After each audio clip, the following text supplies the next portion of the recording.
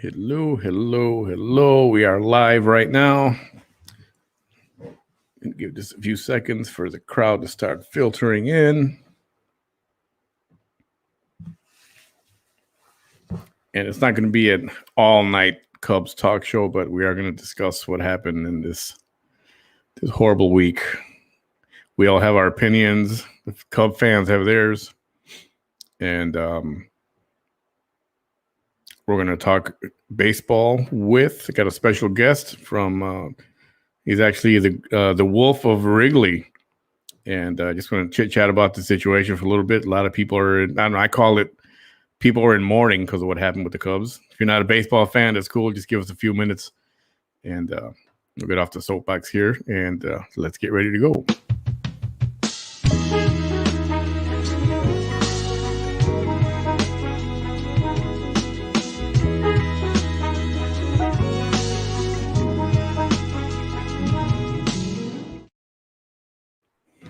And here we are, Mr. Wolf of Wrigley. What do we call you? As a wolf, or you got a first name, or do we just call you Wolf? I do have a name. It's Adam. You can call me Adam. You can call me whatever you want. I've been called worse, so yeah. All right, that's cool.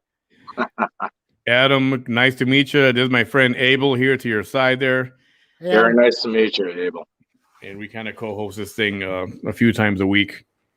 And Abel, I'm in South Texas. I was born and raised in Chicago. Went to my first Cubs game. I was 1976, I think. Dad took me. We walked from my house all the way to Wrigley, and I was a Cub fan ever since. I was born with it. You know, I lived right down the street. That's amazing. I'm the same way. I mean, I'm originally from the suburbs of Chicago, but I've lived in Wrigleyville for about 15 years. Yeah. Oh, okay. It's something special about Wrigleyville. Oh yeah, it's a beautiful neighborhood. Yeah, I love it. Lakeview is a great area. Yeah, it is. So, yeah, Abel, you know, I don't know. I don't know how are you with sports or Chicago sports. You know me, I'm from over there. So we're just gonna do a little of this. It's been for those of you who don't know, we'll explain what happened.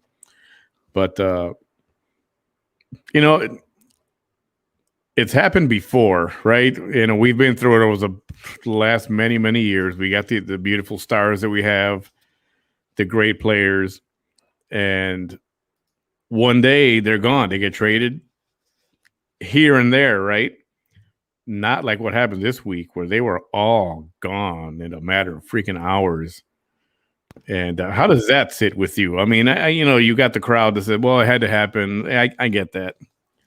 But, you know, we're used to it happens here and there over a matter of weeks or months, but all at once like this. Wasn't that a bit of a shocker for you too? Me? Yeah. Yeah. You know, I agree with you 100%. It's a tough pill to swallow for any Cubs fan. You know, I mean, you know, on one hand, yes, it needs to be done, right? It's a business. And that's how they're looking at it. That's how the Cubs organization is looking at it, because that's all it comes down to is money. They want to win World Series. They make more money, right? It's a business. So it was, like I said, it's a tough pill to swallow. Nobody wanted to see, you know, the core World Series championship team, you know, leave. Right. These guys are heroes. They'll forever be legends, you know, throughout the world. They taught an invaluable lesson to everyone in the world. You know, during the World Series, they were down 3-1. Their backs were against the wall. The odds were against them. Nobody thought they can do it. And then they proved everyone wrong. You know, it was like a miracle. And you know, it teaches you an important lesson to, you know, never lose hope or faith. Yeah. You know, never give up. Never give up. That's for sure. Mm-hmm. And so you're right. It's horrible right now. I mean, yeah, I would say almost every Cubs fan is upset. Nobody wants to see these guys leave. But like, what, you know, I mean, I don't mean to like sound insensitive, but I'm not happy that they're gone. But like, what am I going to do? I have two choices, right? I can sit here and cry about it and pout, you know, and throw a tantrum, or I can focus on what we can control moving forward And, that's, again, I'm not saying I like it. I'm not happy they're gone, but that's what we got to do. We're going to have to rebuild. It's going to take some time. It might not, who knows? We could have a breakout year. You never know. But I know, I was real nervous for Wilson Contreras, thinking, oh man, is he going to be gone too? Are they keeping him? As far as I heard, the deadline was at 4:00 this afternoon Central Time. You're right. Beautiful. Yeah. One thing I will say though is since we broke the curse, in 2016, I do believe that we're gonna win like a handful more World Series soon, very soon. I think we'll win one or two more within the next like 5 years, maybe. Now, is from what you understand, was the issue with Rizzo strictly? I mean, I know he wasn't having a stellar year, but he's one of our guys. He's the heartbeat of this team. I agree with you 100%. That's got to be the toughest decision to make ever, or one of the toughest decisions, because you have so much talent between Rizzo, Bryant, Javi, right? And you got to make a decision. Do we keep them? And how much longer are they gonna, or do we, unfortunately, rebuild? And it's hard to let that talent go because Rizzo, Bryant, and Javi are some of the greatest baseball players I've ever seen. They're clutch. I mean, these guys are all stars. It sucks letting them go. Javi Baez, freaking the magician, in Spanish, El Mago, the freaking magician. I mean, that guy did things on the field. Such a perfect and wonderful baseball mind. One of the smartest in the league, I would argue. He's on a whole nother level. He didn't patent the swim, when he's stealing, but right. He made that like mainstream. Yeah, now everybody's doing that. Everybody's trying to do that now. Right. Yeah. And his ability, he's always one step ahead. Before he even gets a grounder, he knows exactly every option he has. Okay, if there's a man on first, he knows where to throw it, ahead of time. I think that's what separates him. Like when he back to home base on that when he ran back, yes. No other player would even think to do that. But Javi's he's very sophisticated. Yeah. I was watching that clip earlier, and I watched it over and over, and I'm thinking, the mind on this guy, unbelievable. It's just something he just thought of. He was approaching first, and then he just hit the brakes and said, "No, let me go back." I've been seeing a lot of videos of his son hitting baseballs too. I think his son's going to be. If it's genetic, if he's anything like his dad, then yeah. Whoa! I'm gonna see if I can find that play. Did he do that just for fun? He just ran back home for fun, or I think I found it. I think I found the clip. Oh no! He didn't run back home for fun. So the Pirates they threw. So the first baseman, he was on first base, but the pitch was off. So he stood off the bag, and then instead of walking back and stepping on the base, so it was the first baseman wasn't thinking right. No, not or at all. He thought he was faster than Javi, and he's not. Yeah, I want to play it right here so you can see what was going on with that, Abel, so you can see. Now, you got to pay attention to all the angles here because, everybody was involved, but he set up this chain reaction, and Pittsburgh they were caught way off guard. Let's see. And this was classic Javi Baez. Here we go. Let me play this. And here we go. I'm sharing the post real quick. Hits it on the ground to third, Gonzalez. This is so good. Oh my goodness! Wow, you got to be kidding me! You've got to be kidding me! That was nice. You have got to be kidding me, Javi Baez. Keep going. Go. You probably could have got that too. Wow. I know, right? The guy kept saying, "Keep going, keep going." I was like, "No, don't." Yeah. But there were things like that, and he did that stuff all the time. And And besides that, tagging people out, he had the quickest hands. Fastest, yeah, one of the fastest. It was like that. He just dropped it as the ball's entering his glove. He's dropping it. You're talking about like fractions of a second. That's how good he is. He times it like. I mean, dude, the guy's he's the best. It's sad to see him go. Yeah, and it did help. It did help that the ball that was thrown from the catcher, most of the time it was David Ross, but he would throw it right where the dude his hand was going to be in a split second. Yeah, so a lot of times Javi didn't even have to move the glove. He just had to catch it and the hand would be there. So how many guys are leaving the team? So the main core, it's Rizzo, which did you see Rizzo tonight wearing the Chicago glove? No, I didn't see. Chicago batting glove. He had the Chicago batting gloves on. Good for him, man. Not Cubs, but the city of Chicago. The Stars. Will always be Chicago. Yeah, I mean. So we lost Rizzo, Bryant, Baez. Who am I missing here? Kimbrel. Kimbrel, yeah. And then was the other the pitcher that we went to the White Sox? What's his name? Chaffin. I think that's right. The guy with the beard, Andrew. I don't know how to pronounce his last name. Kimbrel, Davies, Marisnik, also. So you're like over 5 people now. Yeah, but 4 of them were like all-stars. Like, dude, they helped us. The core of the team. Because of them, we won the World Series. Did you guys see the draft picks they got? No, I have not. I haven't even looked at that yet. They stacked up on left-handed pitchers. They picked up like 5 left-handed pitchers. Oh, Chafin is the guy you were talking about. Chafin, yeah. What Chafin is right. I meant. Yeah, you were close. Yeah. So Contreras and Hayward are the only 2 World Series champions left on the team, right? Yep, that's right. Well, if you want to count David Ross as part of that too. Right, Ross, yeah. Who's the manager, the coach. But I don't know. Does this?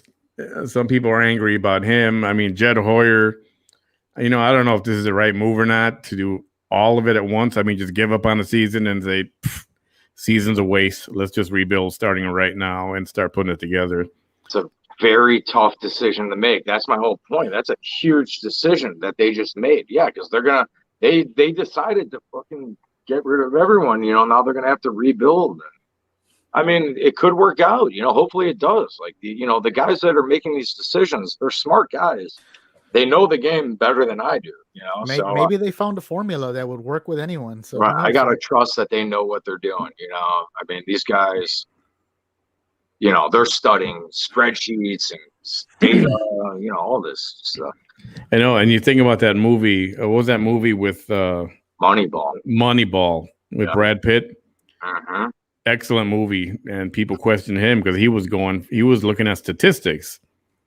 Who gets on base the most? That's all it is. Yeah, any sport, it's all about numbers. Yeah, and they would make fun of him when that happened, but guess what? Everybody's doing now. Everybody's looking at the friggin' numbers and doing exactly who gets on base the most. That's what we need to have. It doesn't matter. Yeah, he's 10 pounds overweight, whatever, or he's got social problems, whatever. Can he get on base? Yes. All right, let's get him on and get him on cheap. If you haven't seen Moneyball, people, that's a good one to watch. A good quality baseball movie. True story too. Moneyball. Sharky put up a comment. Yeah, we're going to be talking about that, about teams changing their names. The Cleveland Indians changing to Guardians. The Guardians. So they have a whole new team virtually. Yes. I mean, we're going to go to opening day next year and go, who the hell are these guys? And have to learn everybody. I think that's a tough, I understand why they're doing it, obviously. I'm not stupid by any means, but at the same, it's so, they've had that name for so long. It's kind of like in Chicago when they just changed Lakeshore Drive, right? Yeah. No one's going to call it the new name. I know what the new name is, but everyone's so used to calling it Lakeshore Drive, LSD. Everyone's still going to call it that. It's like the Sears Tower or Comiskey Park or, or the Hancock. Like I still call it Comiskey Park. That's to me, yeah. That will never change. So like my whole point is, I feel like a majority of the the Guardian fans are still gonna call them the Indians because that's what they've called them their whole life. Even though the names change. It's also a big marketing move because now they got to go and replace all the jerseys. Like I bet you the Indians fans are still gonna do the tomahawk. Even though they're the Guardians, they're still gonna do that. And now the last I read, there was an issue with there's another pro team in Cleveland. I think it's Roller Derby. Their name is the Cleveland Guardians. So they're like, so that's going to be a problem somehow. Well, not for MLB. No offense to Roller Derby, but MLB, they'll pay them off. They'll buy it out or something. Yeah, I'm sure. So now you guys change your names, right?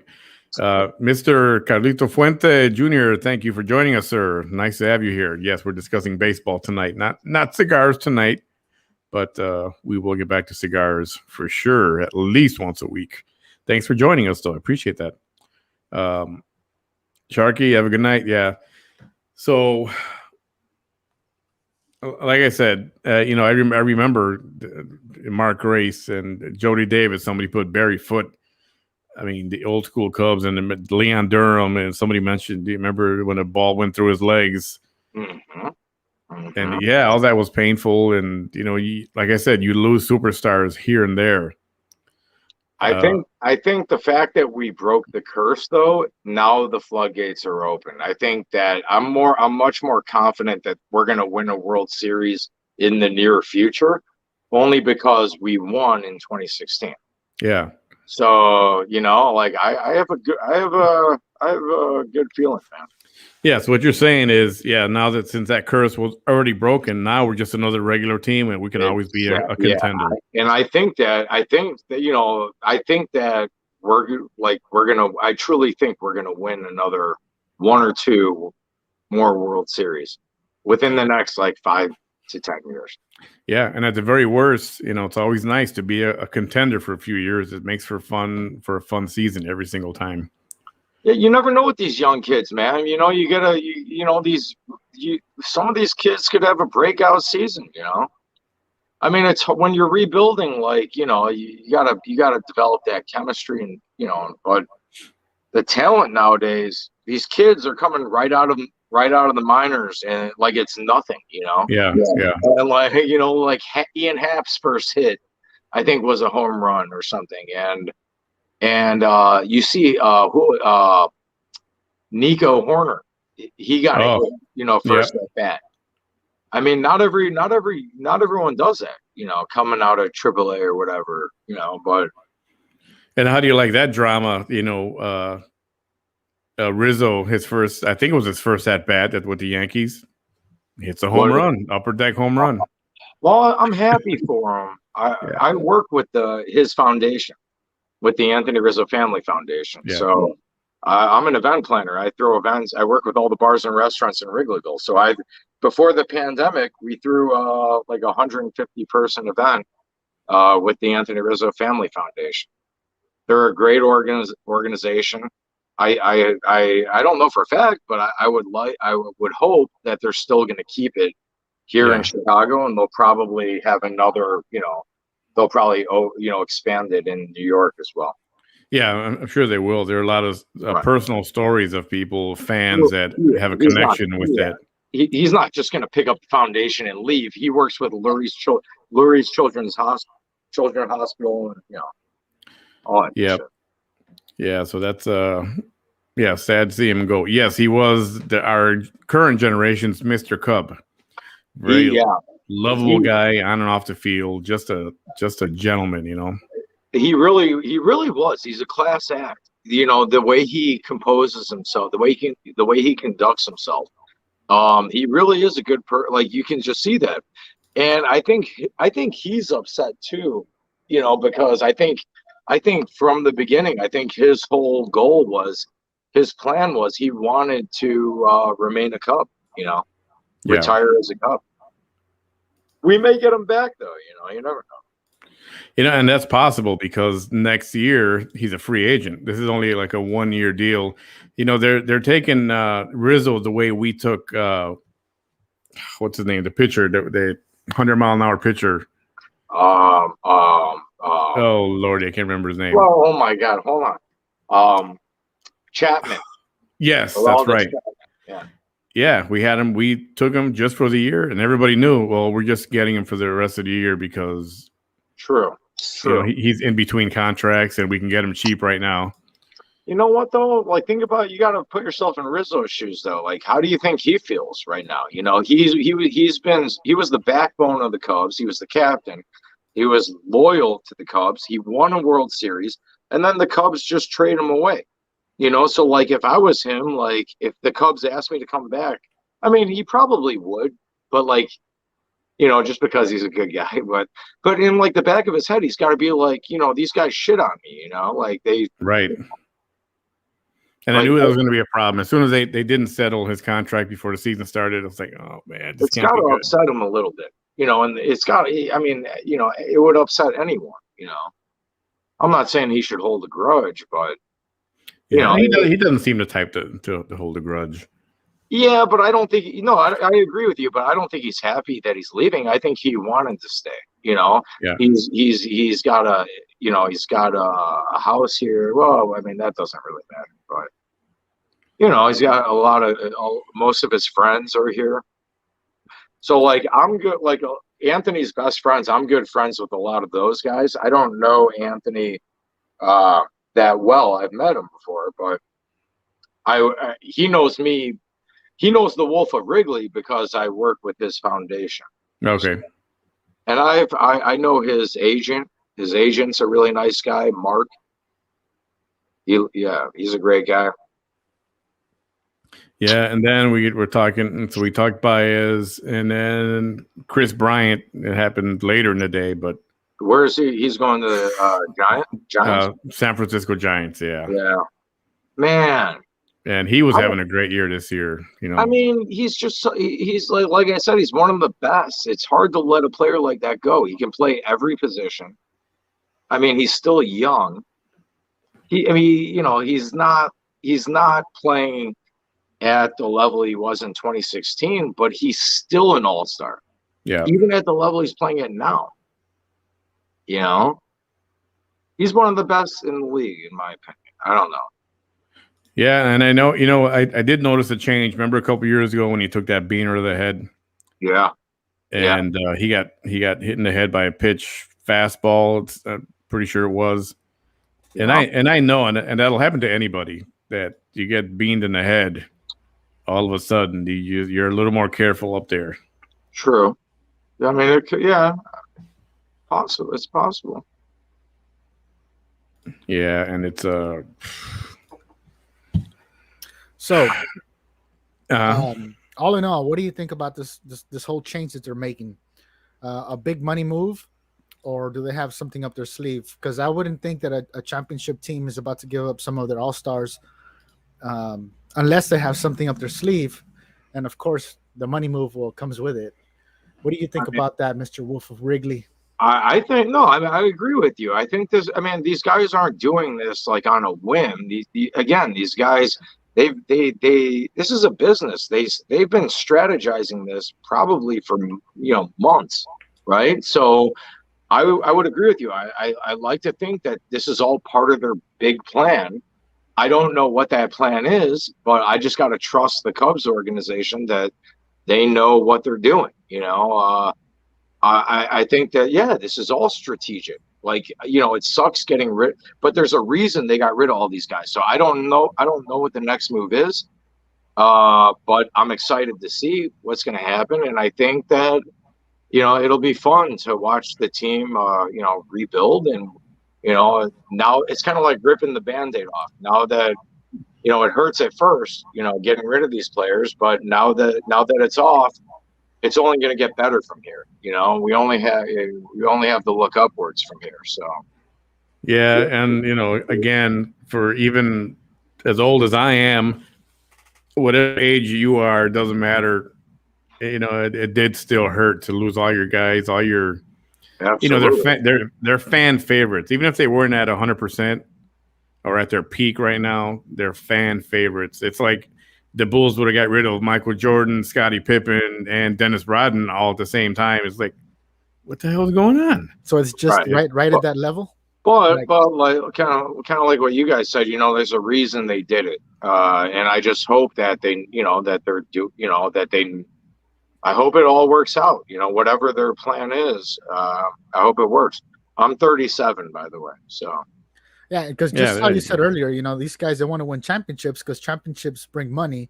So if they're willing to give away some, to get rid of some of their all-star guys, and knowing that they're already losing on that, and knowing that they might be forfeiting a championship, this coming season or the next, or 2 or 3 seasons, but bringing on new blood.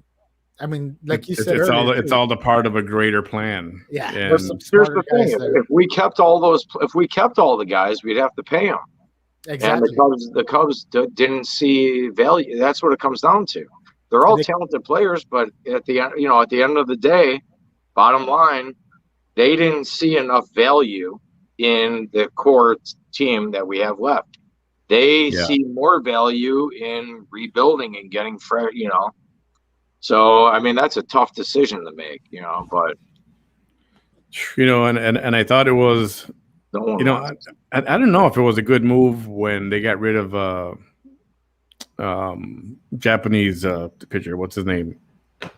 Yu Darvish. Oh yeah. He was just starting to come around. It's like he's getting into his stride. Maybe we should just keep him. Same with Kimbrel. Like I don't understand. I mean, obviously there's a rhyme and reason to whatever they're doing, but. These guys are going to have to be replaced at some point. Yeah. Somebody back there, is definitely rooting for this. Like they're back there right now saying, "Yes, I can't believe it. We got rid of all these people, and there's something. There's something coming up." Yeah, who's at St. Louis? St. Louis is, I'm sure, happy about all this. No, I mean somebody in the Cubs organization. Oh, management. Whoever's. I was talking about the Cubs' enemies, St. Louis Cardinals.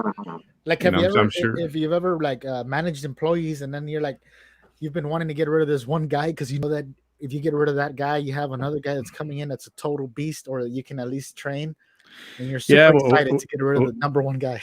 Well, they do. I mean, apparently getting a top 10 or a top 12 prospect from the Yankee organization is actually a big deal. Wow. So we'll see how that pans out.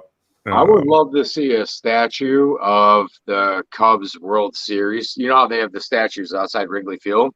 Yeah. You know that photo when we won the World Series and the whole team jumps up together? Yes. I would love to see a statue somewhere outside Wrigley Field eventually they're going to do that. They have to, man. And that's like the biggest deal in the world. We broke a 108-year curse. Wow. It was a magical. For those who don't get baseball or don't know anything about that, that was quite a magical season from beginning to end. Yeah. Disney's going to make a movie about that. Kevin Costner's working on a movie about the Cubs. There's there's tons of stuff in the works. 108 years. Imagine how many games that was. Oh. I mean, that's what 180, 182. Yeah, 182 times. Go ahead, do the math. 108. Yeah, it's like, oh god, 10 million. God. Is that right? 182 times 108. No. 10,000. 10,000. Is it 10,000? Yeah. 182 times 108. Well, I'm getting 19,000, almost 20,000 games. There you go. That's a lot of games, man. All those games. Whoa. And then that's statistics right there. You'll end up winning one if you keep playing. Well, you would think, you would think that one of them would have. I mean, we came close to getting there a couple times. I don't know if we would have won it or not, but we came close. The 84 was pretty close too, and 89 was pretty close. What we could just to take the next step to get into the World Series. And in what was Bartman? What year was that? Oh, Bartman. I think that was 90. Lord, 2004, I think, something like that. Yeah, it was like 2003, 2004 or something. Yeah, something. the whole Steve Bartman. They would have. If Moises caught that, they would have went on. They would have won the World Series, I think.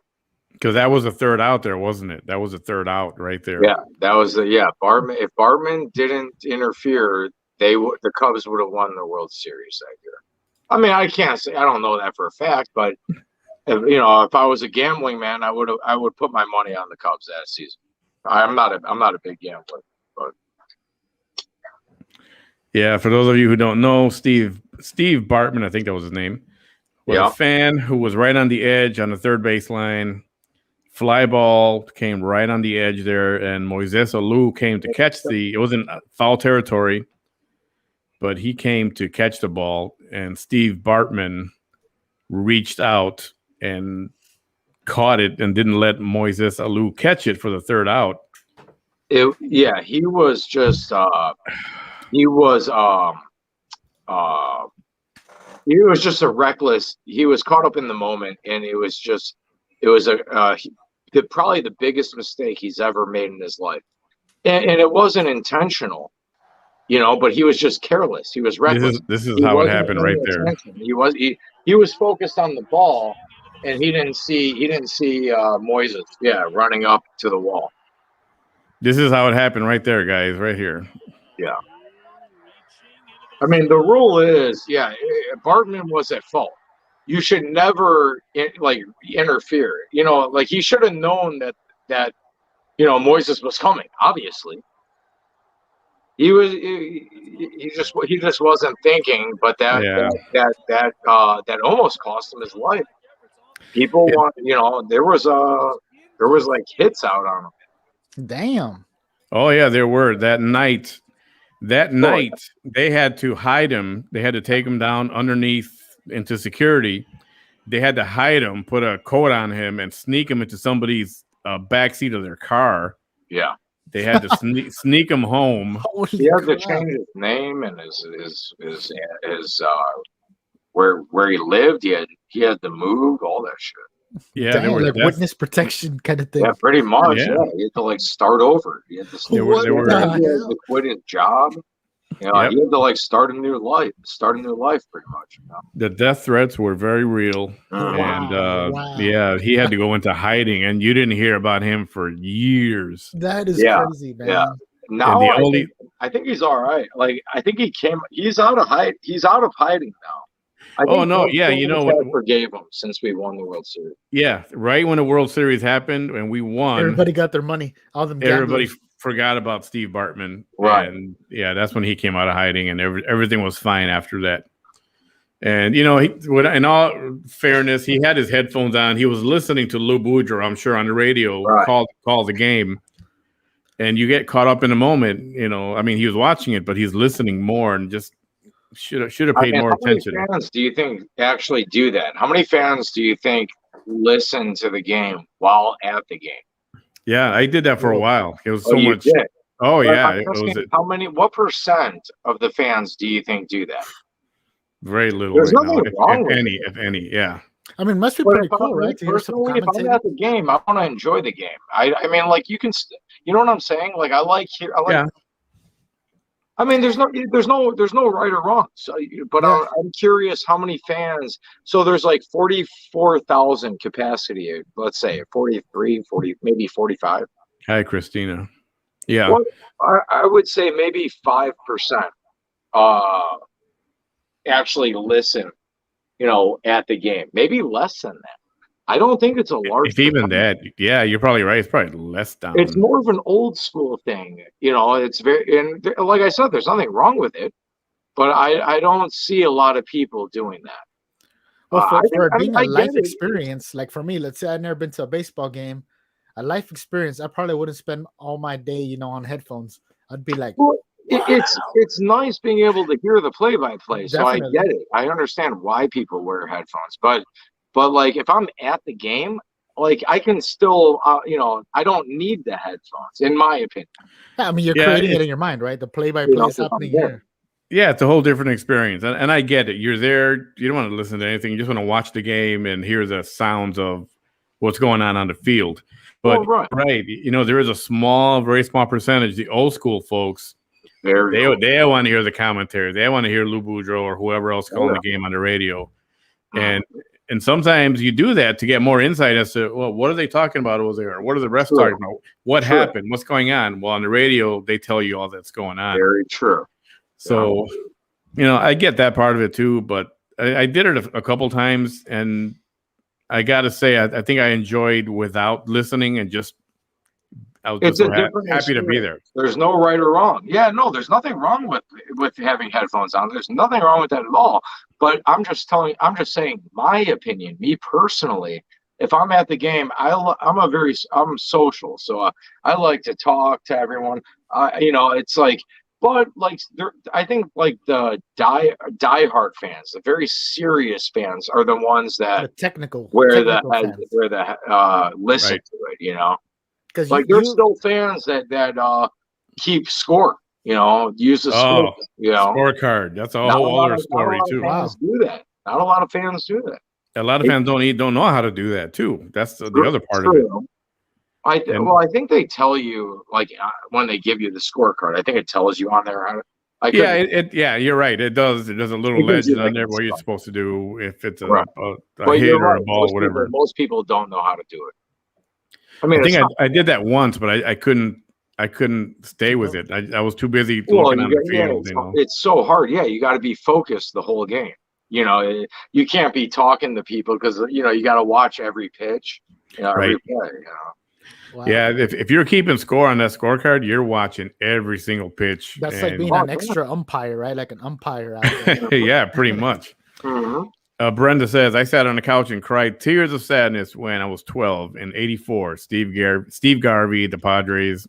Yeah, I'll never forget that. Their brown uniforms. I cried tears of joy in November of 2016. The last day and a half, I cried tears, effed up emotions. Yeah, I know, and it's hard. I was in Wrigleyville. So when I started my company in 2016. I have an apparel line and an event planning business.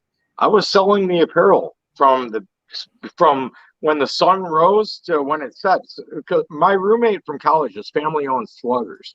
So I'm usually always at Sluggers. They're like very good family friends of mine. It's like my home away from home.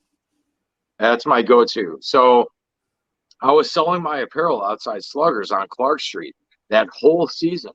And when we hit the playoffs, that's when shit got real, That's when the streets the bars were at max capacity. They couldn't let anyone in or out. Right. So, the streets were flooded with people. And the news cameras were out there every day. I was on the news being interviewed probably 7-8 times. It was awesome. Hey Manny, we should definitely do a follow-up here with Wolf of Wrigley, bro. He don't call himself the Wolf for no reason. Man, I was in the heart of it all, dude. It was just so it was incredible, dude. And then I don't know if you guys know this, but the day after we won the World Series on a Wednesday. Thursday night, the Cubs, no one knew this. They didn't announce it to the public. The Cubs players came in to Sluggers. And Sluggers has 2 floors. Right, yeah. So they closed out the top floor for all the Cubs players and their wives and girlfriends. And they walked through the main entrance. So all the fans cheered them on. And then they walked up the back staircase upstairs. And it was only for the players. That's it. And the owners were up there too. And they let me go up there. So this is the day after the Cubs won Wednesday night. Thursday night, I was hanging out with the whole team.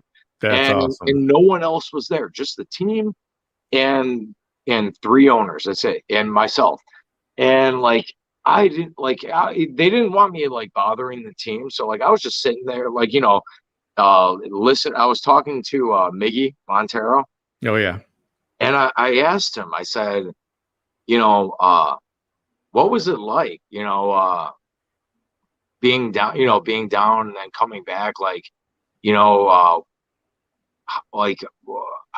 how did you guys handle that? And he's like, you know what? I'm like, it being game 7, he's like, you know what? He's like, this is what he told me. He's like, and I think any professional athlete will tell you this. He's like, we didn't think about that. He's like, the nerves. He's like, we're not nervous at all. You know, like every Cubs fan's like shaking. Right, I know. We're over here. Game 7, oh my God. But like the players, they're like cool, calm, and collected. And like, I think it's like a mental strength that they have being a professional athlete that they phase that shit out, you know? And that's not easy to do. Well, they've been there and done that for a million games or whatever the math was. Yeah, but that he said they've been, you know, in those kind of experiences where you have to be mentally tough, right? Oh, their whole lives, yeah. So Addison Russell, he was a friend of mine. I mean, he is. I haven't talked to him recently, but he used to come to the Sluggers a lot, and we would hang out, like just him, his friend Will, the manager, the GM of Sluggers, and myself, and we would just hang out by ourselves like all night. He's a phenomenal athlete. It sucked what happened. That whole situation, you know, is really unfortunate. But he is genuinely a good guy. He helped me out. He's like, Adam, he's like, give me your shirt. He's like, this is right after they won the World Series. He handed out my shirt to the whole Cubs team. Some of them wore it to the World Series parade on Friday. I was there. It was pretty cool, man. So that's awesome. Yeah. I was just glad to be a part of all that. Oh, look at that. Way as a wolf. There you go. Oh, man, I lost my voice. I didn't have a voice all throughout the playoffs. Literally, I was like this. I didn't like no voice at all because, you know, I'm screaming every day. You know. Yeah, that was I don't know, no other way to explain it other than it was a magical moment. Yeah, once in a lifetime. Chuck Nelson says, don't blame Bartman. I was like, you know what? I will blame Bartman for that because we never know what would have happened. Would never know what could have happened. Well, he would have Moises would have definitely caught that if Bartman didn't interfere because his glove was perfectly, you know, it was perfectly aligned. He would have. I mean, and then if he caught that, we would have won the series. We would have went on to. Whose area was that? You know, was it that guy that went for it, or did he interfere? Well, it was technically in foul territory, but as a fan, you're not supposed to interfere. Yeah, but he reached his arms out too, which was that's the other thing. You're not supposed to interfere with a ball in play. I mean, he's just like, you know, he wasn't like, he must have been fucking blind because, pardon my French, I get upset, you know, because how do you not see a player? I mean, if he's a diehard, if he knows anything about baseball, right? If he sees a foul ball, he should have known that a player is running towards you to catch it. You know? Yeah. Like, I mean, come on, he just wasn't thinking. He was caught up in the moment. So that was a foul ball that he went and chased? Yeah, here it is again. Here it is one more time. Okay, so it went over third base. Mistake. Yeah, I mean, it went over third base. This guy goes to try to catch. As soon as he touches it, it's a live ball. And instead of it being a strike, it's like in the field and everything resumes, or what? Let's see. Where's the ball? Look, it would have went. Look at that, right into his glove. He was right there. Oh, so you guys are talking about the fan. The fan screwed it up. The fan, yes, that's Steve Bartman. I thought Bartman was the player. I'm sorry. Here, this guy right here. Interfered. He was going to catch it. It was going to be 3 outs. So he's the one who was hiding out, and he was. Yeah, the fan was this guy. There he is, right there. Good. They escorted him out of the stadium right after this. Right after that happened, security walked him out because people were throwing beer at him and stuff and food. Oh, yeah. Man, I thought you guys were. It was a player, man. Now it makes sense. No, I wish I could throw beer on my screen right now, just looking at the guy. You know. I mean, I mean, a part of me does kind of feel bad for Bartman. Like, I mean, it wasn't on purpose, and like. I couldn't even imagine like how, you know, because he's a diehard Cubs fan. He made a huge mistake, like the biggest mistake ever. But, you know, again, you know, he's human. People make mistakes. And like his whole life was ruined because of that. And like he probably fell into depression and I'm sure he did. Hated himself. And, you know, the whole world hated him. But so I kind of felt bad for him because, like, no one wants to feel like that. Like, you know, like, God, he must have felt like shit, you know. See, there were 4 or 5 fans part of that, but I think his was the one that actually interfered because they played that video. You know, It that was must have been only played him. a million times the next 24 hours. Dude, that's crazy. That's like if Jordan's hitting that game-winning shot, and one of the Yeah, one exactly. of the It players was comes and right. stuffs him. One of the fans, this was played all over the that's world. crazy. I never seen All that. over the world. It was played Wow. over and over and over and over again. And as soon as the Cubs lost that series and they were out of it, it got played again even more. And they were, oh, was this to blame? Was this part of the curse? You know, and all that. And it just, yeah, I do feel He was the most hated person in the world. I think at that moment, like bigger than Osama bin Laden or anyone. You know, Wow. this guy Bartman. There was more people that wanted him dead. That's a scary. You know, that's scary. Like, you know. Well, Yeah. I've seen that in other sports too, man. Like in here in Texas, the San Antonio Spurs. You know, Manu Ginobili. He's a player was for the Spurs, Yeah. and at one point, you know, he was gonna play for the Olympics for the United States, but the saying goes that this dude ended up getting a bunch of threats and stuff like that, and he had to play for Argentina, which is his home, you know, where he's really from. Right. So I can see, bro, there's actually big money people behind sports, you know. I mean, yeah, and you know, like you got to take these threats. You got to take the threat seriously too. Like you can't, like, I mean, it depends on but like in this case with Bartman, he had millions of threats. So like, you know, like his life really was in jeopardy. Like he couldn't even show his face in public for years. No, his friends had to do groceries for him. They had to buy things for him. He couldn't leave. Yeah, he couldn't leave the house. Like, you know, I mean, you know, he paid the price, dude. I mean, wow. I mean, you know, he suffered for years, you know. Yeah, that was something. So for him, I'm glad once the World Series was won. Oh yeah.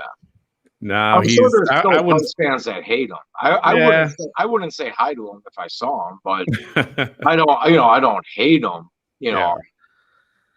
Man, bro. Yeah, and some fans, you know, I know they don't forgive him, but they're just like, yeah, okay, whatever. They don't matter no more. Right. Like, there's a bigger thing now. Right. Right, exactly. All right. Oh man, this has been an awesome conversation. Hey, Adam, the Wolf of Wrigley, joining us tonight, and we should have one of these a little more often. See, you know what the season, how the season wraps up, and definitely into the next season, and see what happens in the off season. Dude, thanks you, man. I appreciate it. I appreciate you coming on, and you know, let's do this again. Sounds good, brother. Yeah, thank you for having me on. I appreciate it, guys. This was a lot of fun. Let's do it again. Definitely. I'm going to let you go, and I'll be in touch with you in the next few days. Sounds good, brother. Thank you. Thanks, buddy. Thanks for coming on. All right, that was awesome. That was the Wolf of Wrigley. His name is Adam. He's got the group on Facebook called the Wolf of Wrigley. If you're a Cubs fan, please join his group. And nice to talk about baseball, even though it was a depressing ass week. You really have to be a fan of the city to know what's going on and what just happened to our team. But I just became a baseball fan right now, dude. I haven't seen a baseball game all my life, like not even on TV. So, man, I can't wait to see what happens here. It's all about economics. It's all about money. And, I mean, what are you going to do? That's the way the cookie crumbles. That's the nature of the beast, as they say. And what are we going to do? We have to suck it up and get to know all these new players we're going to have at spring training and opening season next year.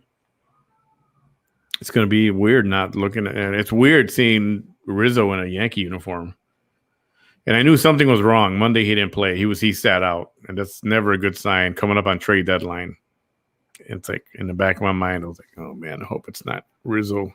But like I said, there's a method to their madness, and we're the fans. We just got to suck it up and, you know, and go buy more jerseys with a different name on them this year. Shed a tear. Yeah, now we get to buy. You know, you can still be a fan of Anthony Rizzo, Chris Bryant, Javi Baez was my favorite. I mean, he's Puerto Rican. Chicago named a street after him. Wow.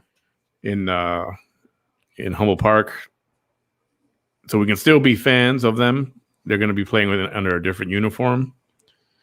And it'll be nice when they do come back to play the Cubs or come back to Chicago, because the fans will be able to give them a nice Wrigley welcome and thank you for, doing what you did for the city. So, for those of you who don't know, Chicago is very big on their sports. And it's going to be an interesting next year, to say the least. So, enough baseball. I think I had to do a baseball show. This is actually kind of fun. I wore the wrong shirt, dude. Yeah, wrong sport. That's all. Yeah. For their Bartman was great. Oh yes, I saw that, and it was sad about Bartman. I mean, I know he's a fan. He had the headphones on. He was listening to the games, listening to the commentators on the radio. Not as attentive as you should be while you're there at the game watching like you normally are.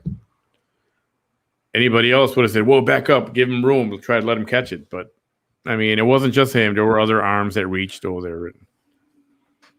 Crazy. And it's the curse was that a guy wasn't let into the stadium. I think that's what it was. So a guy came back with a goat and said, "You're cursed. I'm going to curse your team." And that's why they call it the curse of the goat, an actual goat. Damn. So every time we came close, but then lost, it was blamed on the curse. That's all it took. Yeah. There's a saying, bro, like in boxing, where an undefeated person like Tyson, that nobody would beat him. Hi, Marisa. Hey, Marisa.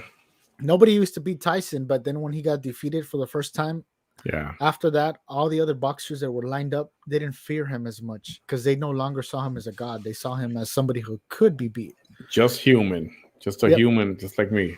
So now with this, with these guys who won a championship after 108 years or whatever it was, they know that a championship can be made.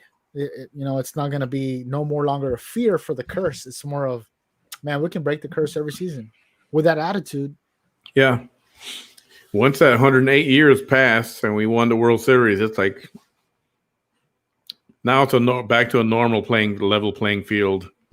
We got one, we got it out of the way, got it out of our system. Now we can be another team trying to win the World Series again. Not instead of the team that, it's been 108 years. Yeah. Like that now, the teams who used to be like, we're about to run over these guys. Now they are like, oh shit, we're going to play these, these guys are champions back then or whatever. Yeah. So, yeah. Oh, sorry about the baseball talk. It went on a little longer than I wanted it to, but it's just... It got me, dude. Like, whoa, man. I don't even follow baseball, but damn. It's exciting. It's exciting. And trade deadline is always interesting. And this happens to every team here and there. They lost some of their favorite players. Trades are made. Usually trades are made for other big-name players. You trade big names here for big names there, and they switch teams. But this time, the most we got out of it was a lot of prospects, which means these are kids that are still in the minor leagues, that they're going to be brought up. And in the Yankee organization, the Yankees spend a lot of money. They have a huge payroll. That's why a lot of times they make it to the World Series a lot of times. And all the people that they handpick are quality, top quality. So to be able to get some of their picks, it's probably not a bad thing. But I know I keep saying I'm going to quit talking baseball for now, but I promise, quit talking baseball for now. Should we just restart the show and put the insert in or what? Huh? Right, restart the show. Let's do a reset. Right. We can do that. We can do a reset. All right, let's do a reset. 15 seconds or whatever it is. Doing a reset.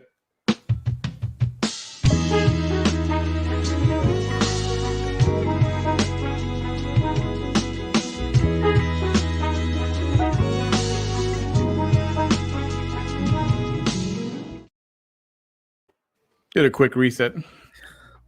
Yo, Manny, how you been? What's up, Abel? What's going on tonight? Not a whole lot, man. It's just been another day, man. Yeah, it was man, a lot of crap going on in the news. This COVID Delta variant is rearing its ugly head. I have a crazy conspiracy with this new variant that I mean, Oh, I boy. haven't really seen it nowhere. It's just my own personally homegrown conspiracy.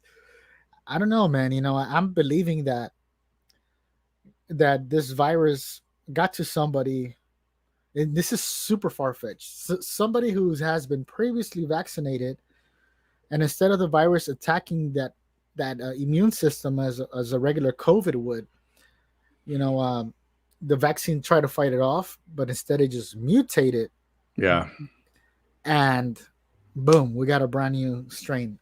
That's just my conspiracy theory. Not, I haven't seen it out there yet, but I hate being a conspiracy theorist, but the thought of the country going back into a lockdown, like a nationwide lockdown, something that's been spoken here and there on the news, and then the White House kind of backed away from that because it started making people nervous and going, man, I'm not doing a nationwide lockdown.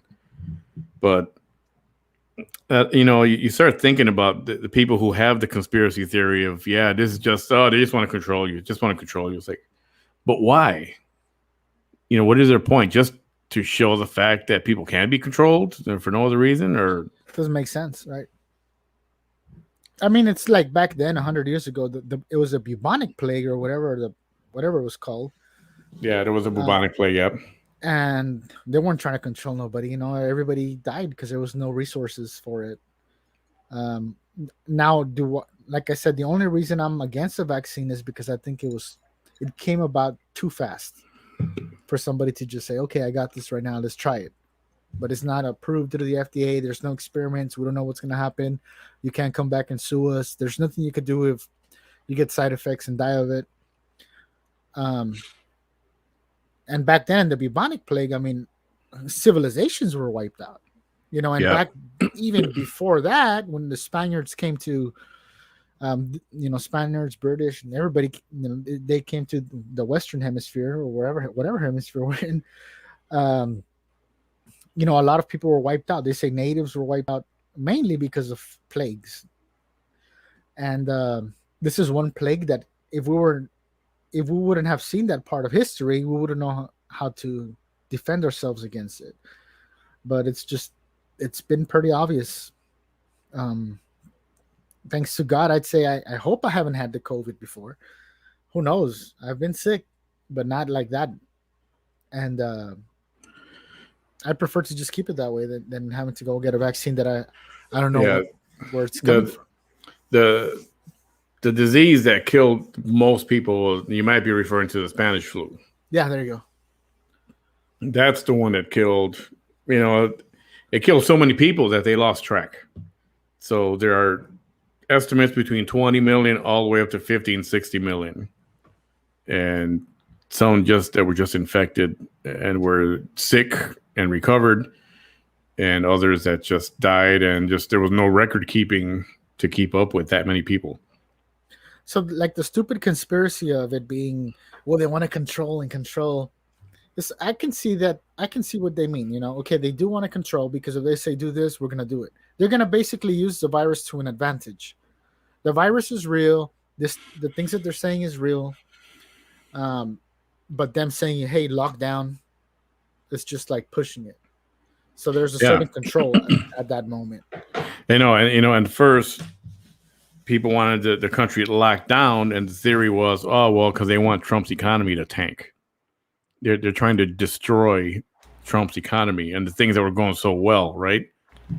But now Biden's in the White House, and they're still talking lockdown. So was it really that in the first place?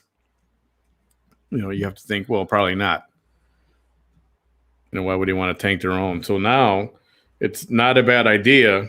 These things were hot for a while, and sometimes they were a little hard to find. But now definitely. It's like, you know what? Don't put the masks away yet. KN95s. Yeah, and you'll need a mask, and they say this is the preferred the N95, but it's supposed to be medical use only, right? And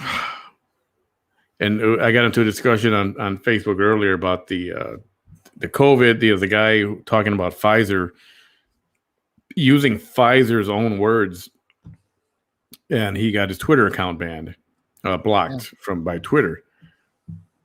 And they're talking about the people who are dangerous are the people who are vaccinated. And, you know, I don't know what to believe that. I don't know what to believe right now. There's so much crap coming from every angle. It's not even funny. I mean, it's an experimental thing, bro. I mean, not the whole. But if it was that, I know, but if it was that bad, I think people would be dropping dead like all over the place. I mean, a rash of people dying as soon as they got vaccinated. I've been seeing that the percentage is higher. Is it true? I don't know. Will the mainstream make it true? Who knows? According to news I've been seeing, you know, like on underground networks, the percentage of people who have taken the vaccine compared to overall COVID deaths, there has been more people dying of taking the vaccine. But that's a percentage. Again, there's only a smaller percentage of people who have taken it too. Yeah, there's a small percentage of the people that are actually dying from this stuff. And then you've got doctors and different pages that are putting stuff up there, reports every day, X number of infections, X number of hospitalizations. And it's almost, they're, you know, I get it. They're trying to pass information, but they're scaring a lot of people. Scaring people who don't have to be scared. Yeah, like one of the biggest things I've heard, and I'm sure that you've heard, is they're writing off everybody's death as COVID related, so they can cash in, right? Everybody's heard that. Everybody who's listening to us right now has heard that. I was watching this, documentary. Of course, it was Joe Rogan, not a documentary, sorry, a podcast, and he brought on some other dude. I don't remember who he is. He's like a actor or something, and he was talking about his buddy. That the guy was super tough guy, a trucker, and he was like super Trump supporter, stuff like that, like a real tough dude. Yeah. And one day he ended up, you know, getting like the whole COVID thing, and the guy was real anti-COVID, like saying that's bullshit, it's never gonna happen or whatever. And he ended up in the hospital, you know, for COVID, and then a few days later, within the week, that you need to come and see him. You know, he's on the ventilator. They wouldn't let him see. No, nobody can go see him. Well, this dude having money, you know, he hired a doctor because they had to make the decision. The family had to make the decision of unplug him because he's not coming back. Yeah. And he said, "Hey, hold up. You know, like that's my good friend. This guy's a millionaire." So he says, "I'm going to hire a doctor coming out from somewhere else, a virologist who specializes only on viruses to come out here." And he went out there and started getting after doctors left and right, saying, "Well, this man, there's nothing wrong with him. He's just dehydrated. He had a few strokes. He's dehydrated and this and that." So I started working treatment on him. And according to all the story, till this day, the guy's still around. He's recovering from the strokes, but they were about to unplug him from a machine because they were saying it was the COVID stuff. Right. And that's where I got a problem is that, and from the very beginning, and you know this, they were blaming everything on COVID. They call everything a COVID death. And, you know, I think COVID discovered a lot of illnesses that people didn't know they had. I think that definitely happened, and it brought a lot of illnesses that were not known in somebody, and they brought them to light. And perhaps it was, you know, COVID didn't kill them, but they had a condition that COVID, you know, was able to infiltrate, and they were unaware. Yeah. So, but blaming everything on COVID, I don't know. And there was talk that locally hospitals were getting X amount of federal dollars for everybody that was called a COVID death. It's like a write-off, you know? Yeah. And I don't know if that's true or not. Nobody, that never came to light. I never heard any reference to whether there was any truth to that. But that was big talk for a while. Well, they call it COVID because the hospital gets federal money for every COVID death. I heard 33,000 or something like that. Yeah, that's what I heard, somewhere around the 30,000 mark. So I don't know. I'd hate to think that was it. Why you want to call something COVID? You want to sensationalize the news, and because it's that sensational, and it makes headlines, it sells headlines, and it gets you viewers.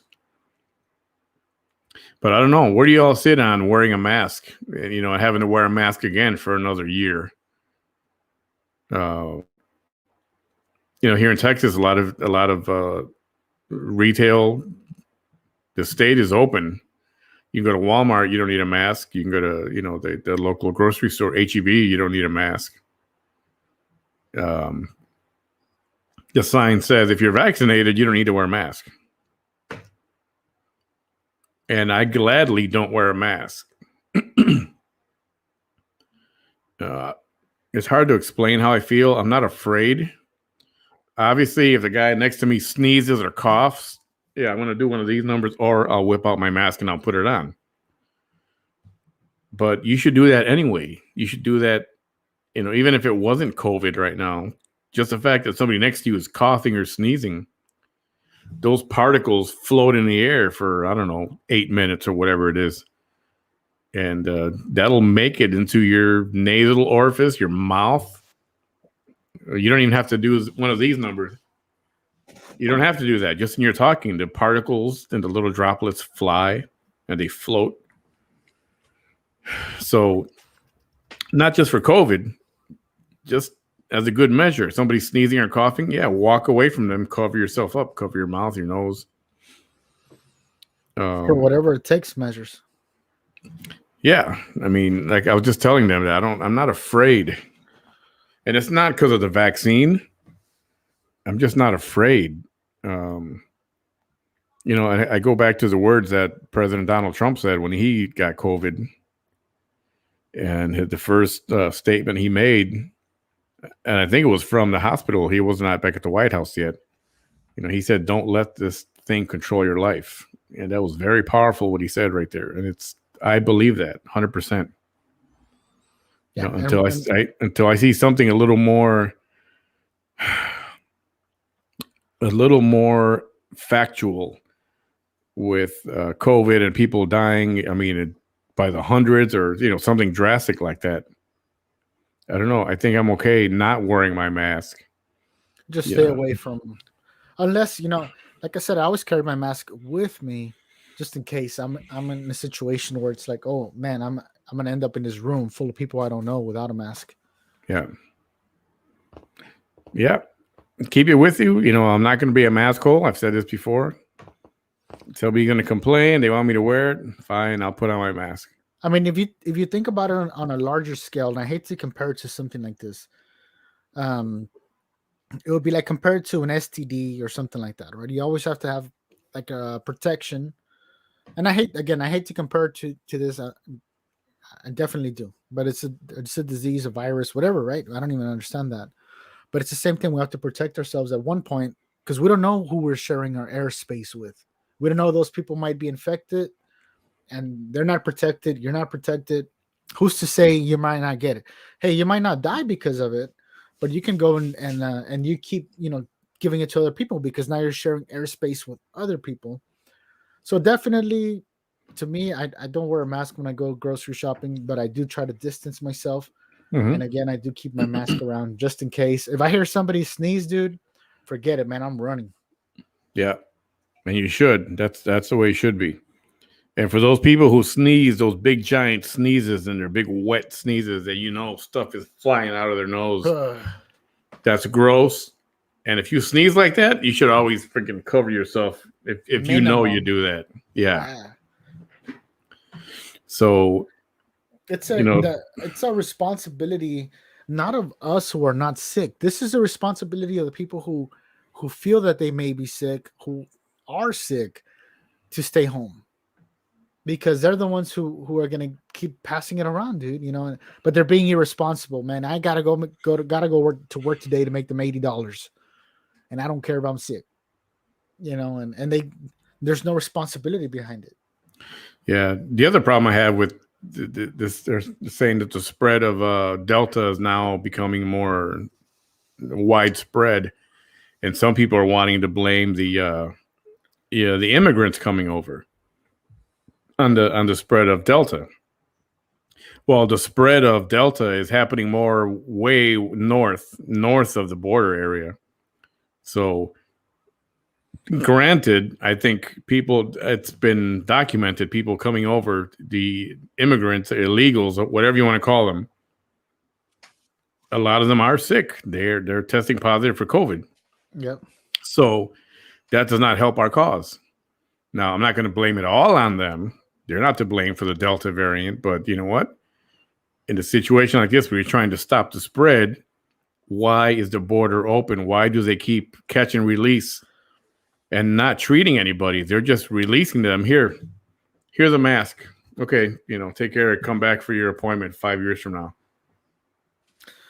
I mean, at that point, dude, I think like if I rewind to the moment when they started before the lockdowns and COVID's happening here and there hasn't been any cases, not even in the valley yet.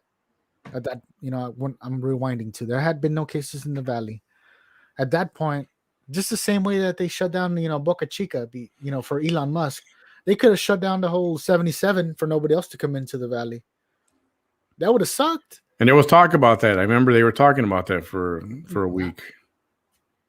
And then, well, it just happened, bro. It just collapsed, I don't know the numbers of how many people have actually, passed away here.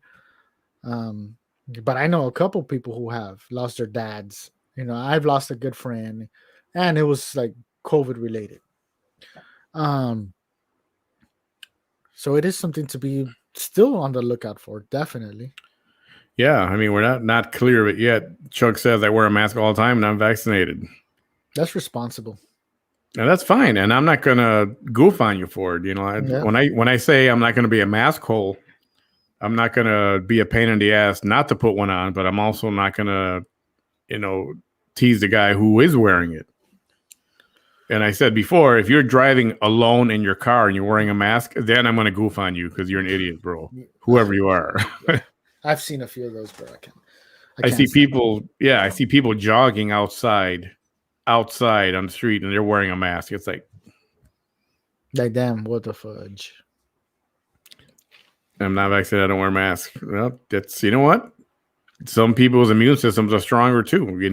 The other part of this, the problem with that is everybody's protecting themselves so much that you're not letting your immune system do its job either. I mean, the whole thing falls back on the individual, right? What you want to do with it. Like me also, I'm not vaccinated. I go out to the store. I'm not going to wear my mask, but I'm responsible because I'm not sick. If I felt anything that felt like a cold, I probably wouldn't go out. Or I would wear double masks. I don't care what I would do, but it would be the responsible thing to do. So that's what people should be doing. I mean, if I'm 100%, I don't go nowhere besides, I do things during the day. And anytime I come in contact with a person, I put on my mask out of respect. Like, I started the whole lawn thing like 2 weeks ago, as whatever experiment it is or whatever. And every time I meet a customer face to face, I put on my mask, and I'm 6 feet distance, probably beyond 6 foot distance to them, out of respect. That way they feel comfortable because they don't know me, they don't know where I'm coming from, and I don't know them, I don't know where they're coming from. So it's just the right thing to do. What if they're like, let's just say that they're medically sick, they're just got a heart operation, and I show up there thinking I'm super cool and COVID doesn't exist, but I'm sick, and I'm just like, yeah, it's just a cold and I don't care about it. Then I can get them sick. And then it's my, I'm irresponsible. But if I'm just going to the store, then. And I get that. The one change I made is, I don't shake hands a lot anymore. Right now, everything is a fist bump, right? Yeah, and then you go like this. Yeah, exactly, right? Fist bump, yeah. I got an itch on my nose. And then you're screwed. So you can't even do that. But you got to be careful with all that. And that's why you do the hand sanitizer, right? The Delta variant is a distraction to all this. Maybe. It very well could be to draw attention away from Sleepy Joe, maybe. I see people driving wearing a mask. Now that's crazy. I know. I get it. I don't know. Close the border. I think we have to. If you want to control this thing and help control it, you got no choice but to close the border. I don't understand the logic in not doing that. If you're that much concerned about it, You want to lock people down, but why is the border still open? Hi, April. Hola. Nice to see you, April. My question is that I wonder is why the flu. Yeah, and she's right. People have been dying from the flu every freaking year. Every year. Yeah. The regular flu, dying from it. Where's the headlines for all that stuff? Hasn't been. It's just there's no profit. It's just there. If there's no profit, then why would there be a headline? I never had a flu shot ever in my life. I never got the flu shot. Never had it. But why wasn't that big news in the paper? On CNN, plastered all over the place. The flu's always been a very big deal. We should have learned a good hygiene a long time ago. Yep. And that's true. It's basic common sense hygiene. And you said it a long time ago, Manny. You said that a long time ago. If anybody has learned anything from this, is to at least wash their hands, minimum. Yeah. People, and I hope it has been. People are washing their hands more often right now. And I got you wear your Apple Watch. Some of these smart watches, you start washing your hands, and it tells you, all right, 30 more seconds or whatever, 20 seconds or whatever it is. Oh wow. And it alerts you, good job, when you're done with your 20 seconds washing your, lathering with soap. It's just irresponsible, bro, to be sick, feel sick, or go somewhere where you might get sick. It's irresponsible. Should they close down the whole businesses and everything? No. Well, having said that, how do you feel about, restaurants saying, oh, yeah, you need a mask to walk in here. You need a mask to walk to 10 feet to your table, and then you can take your mask off. Then it's okay. Take it off. Then you're okay. I actually I was seeing one of my friends post. I know this guy since middle school, and he said he walked into the restaurant and they told him that, like, you can't come in here without a mask.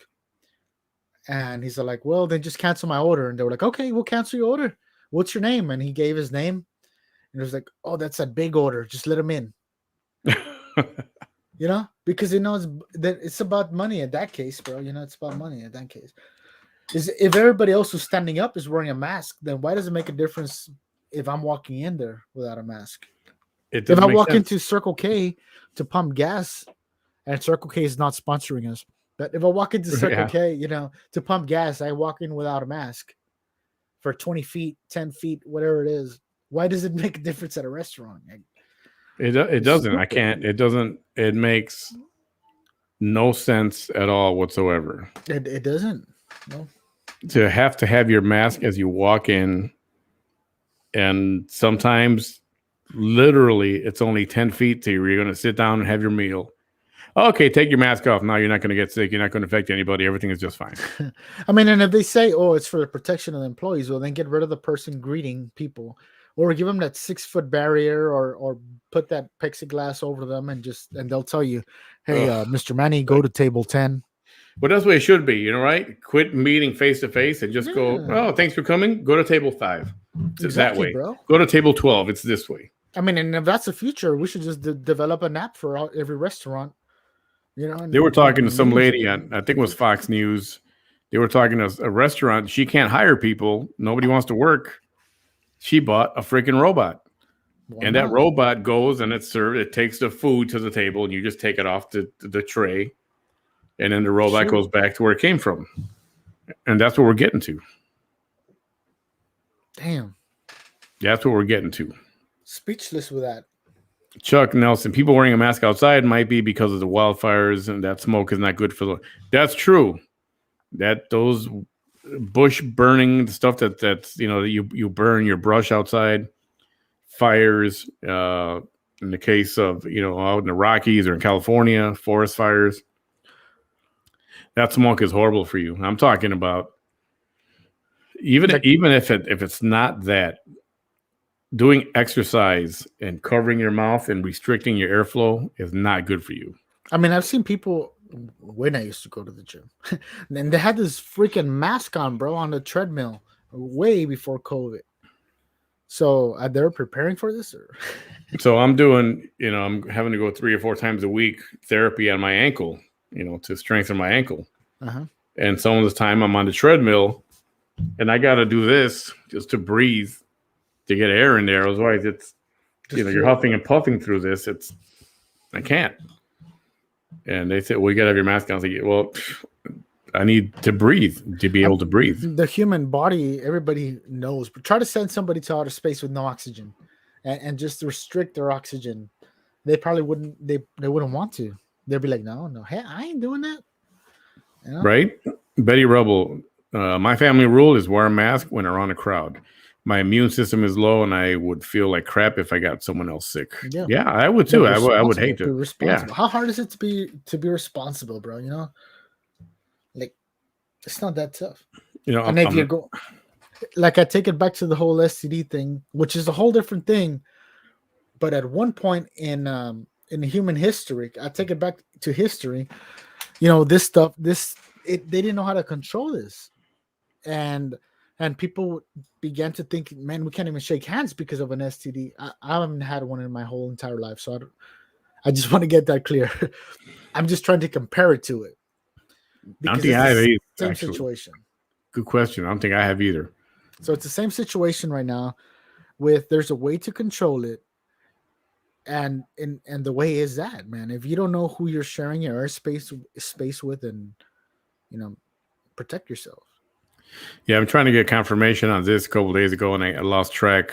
I've had a busy couple of days with things, but I heard that the checkpoint at Sarita, I heard up to 80 people got infected, Border Patrol agents, and they're considering closing that checkpoint. Highly doubted. Yeah, I don't know how that's going to work, but that's a damn one of the biggest drug corral. What do they call it? Corrals. Corridor. There you go. Drug corridors of the country. You can call right now, and I bet you they're open. You know, yeah, that's a busy checkpoint. I know the kids on my bus had fewer colds than last year. Yeah, everybody's practicing safer measures. Yeah, and that's good. They're teaching kids to be. In the past 2 years, I've been sick once. So I haven't been sick since I think it was January of 19 is when COVID first started breaking out. Pretty sure I had it. Coughing up was terrible. Damn. The cough was uncontrollable. Shortness of breath. You name it. I had all those symptoms. And went to the doctor, and he said, yeah, I think it's you have an upper respiratory. Gave me the antibiotics, the steroids, and 2 days later, I was just fine. But it was I felt deathly for a few days. It was terrible. In the past, I have gotten a flu shot. Gotcha. How clean is a mask they wear every day for days and weeks on end? Yeah, and that's the other thing. You know, if it's a disposable mask and it's too thin, what good does it do? And if it's not a disposable, it's a reusable one, how often does it get washed? How often do they wash them? How many masks do they have? Are they wearing the same one day after day, week after week? You know how dirty these things are? You wear it all day for 5 days, and even of 1 day, just breathing into it for a whole day. You know what kind of bacteria you got in there? Your mouth is not a clean place. Sorry to tell you, folks. Your mouth is not a clean part of your body. No, that's one of the ones that has the most bacteria. It's always moist. Your mouth is always moist. Where you have moisture, you got bacteria. The potential for bacteria buildup. So those things need to get washed or thrown out constantly. How's that going to work with the little kids? I just think the measures in place are not making sense because of that. For one, okay, how clean is a mask, right? But then you don't have to wear the mask just to walk. It's not even 10 feet, man. It's like 5 feet into your table at whatever restaurant. We're gonna stop sponsoring restaurants tonight. Yeah, that's all right. It just doesn't make sense the way they're doing it. Abel, read that comment real quick. Yep. Hey, Betty. Abel, my daughter never gets sick, and when she had COVID, she felt nothing, so don't think you are okay. Right. My in-law went for a surgery and said she didn't have it, but her blood results said differently. So I see exactly what you mean. So and at this point, you're saying, COVID, some people are asymptomatic, which they don't have symptoms, period. So yeah, I see what you mean. Everybody should wear a mask at that point, even if you feel okay, because it's a responsible thing to do. At that point. but it was very liberating when they said that Texas, when they opened up Texas, and I went to Walmart and I didn't see the sign for the mask. By habit, I started to walk in there with it on my face, and I was like, "Wait a minute, I don't have to wear this But right I now." mean, Walmart for this was the stupidest thing I've heard, and even stupid feels like a bad word, so I'm sorry for saying that. These guys had the freaking their aisles set up where you can only walk in one direction, and you can walk in only one. It was like zigzag directions. I to their remember that. aisles. The That arrows was on the floor. retarded, bro. And these guys were literally standing so firm where they were yelling at customers and like, "Hey, you, no, out of the, like out of the store, basically, bro. Like jumping people, bro. Like they're gonna fight them, you know." And I was like, "Damn, dude, like damn, this is crazy, you know." Yeah, that was something. I remember. It was unbelievable to see that. That was dumb. It has nothing to do with how a virus works. Did I A care? virus doesn't travel in directions. Ask me if I cared. Did I follow the arrows? Well, no, dude, but these guys, they were picking. The managers were picking on the people who would care. They wouldn't pick on somebody who looks like they don't care. They were picking on the people who looked like they did care. You know. Yeah, And that's crazy. And it was legal because it's like, hey, it's my store. I do what I want. Yeah. Chuck says it's a private business. They can make any rule they want. Remember the Republicans and their cakes? Actually, I don't know about Republicans and their cakes. Yeah, they all have cakes. Every business owns whatever it's. Do you not remember only Republicans own businesses? That's a part of it. Do you remember Democrats own businesses too? Do you remember the Democrats and they're yelling at people for having dinner outside? Remember that? A lot of that went on too. A lot of that went on thanks to what's her name, the lovely Miss Maxine Waters. I hate shaking hands, and being from Florida, the kissing and hugging has stopped. Wave and say hi. I've never been that kind that does like the kiss thing. Yeah, but I miss shaking hands, man, and I miss it. It's kind of, I feel like I can't close a business if I'm not shaking hands with somebody. I mean, I'm just like, hey, how are you? I have shaken hands. I'm not saying that I don't 100%. I think there's some times where I'm like, yeah, I'm not going to be rude. The guy puts his hand out there. Sometimes I'll do a fist if I don't know. If I get a certain feeling, I'll do a fist bump instead.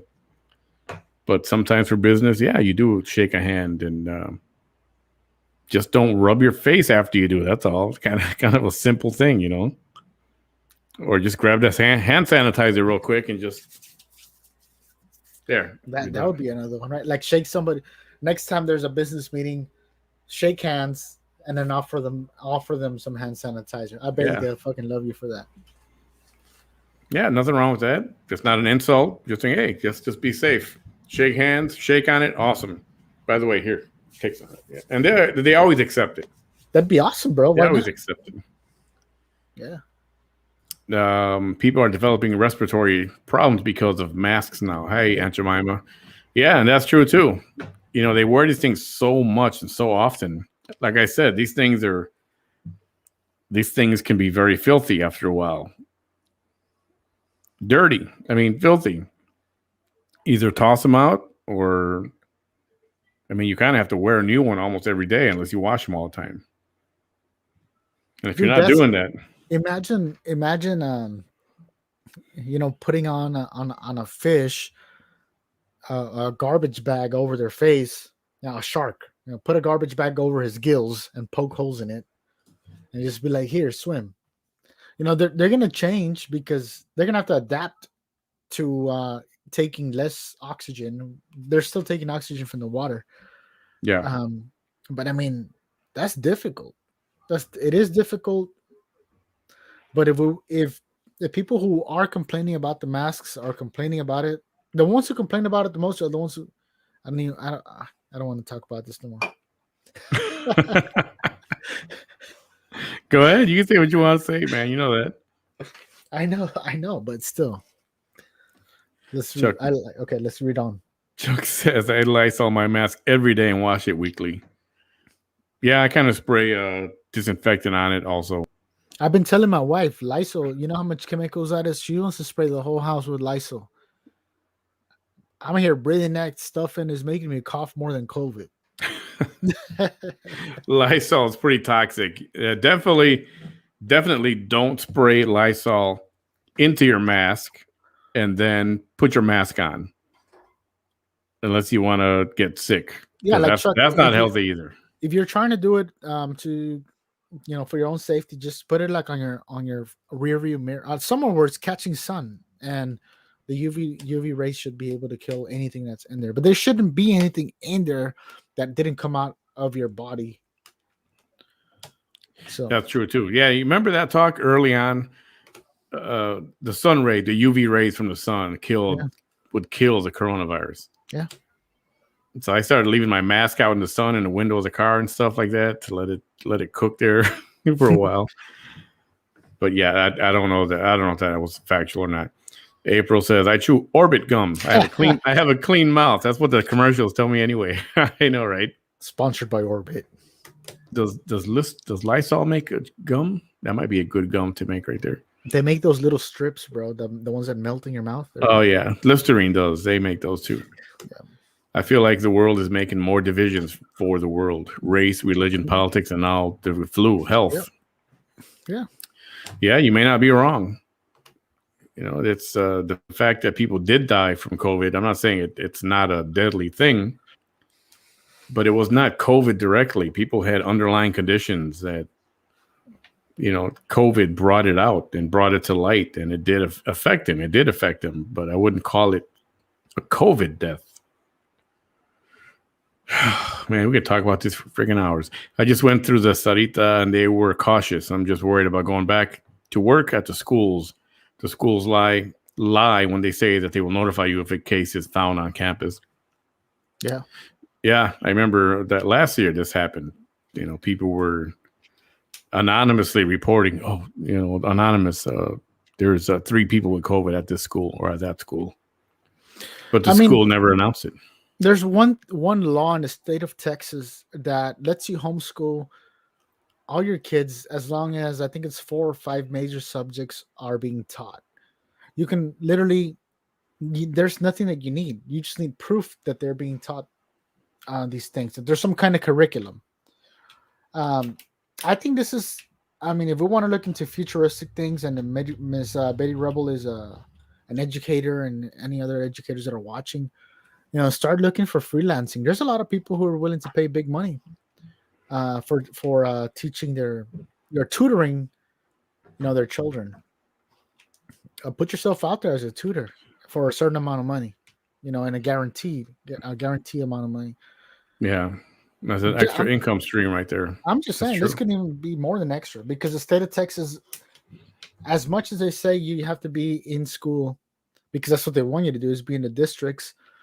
I homeschooled my kids 2018 to 2019, and we build our own curriculum. We were the teachers, and that was like legal, bro, legal. Yeah. And I wish we could have had a tutor for my kids at that point. They probably would have learned more. Yeah, this is I would hate to go through this for a whole other year. Go back to mask mandates for no matter what, everything, shut down cities again. April says, I love to hug. It's hard not to hug people as much anymore. I know, and in Texas, in the Spanish community, I'll say it's always a hug and a kiss, or at least a kiss on the cheek, with a handshake and a slight hug. And that's been devastating to some people, not being able to do that anymore. Everybody's, paranoid about the facial contact, but people still do it. You can hug with a mask on. Yeah, you can. If it's a stranger, You can.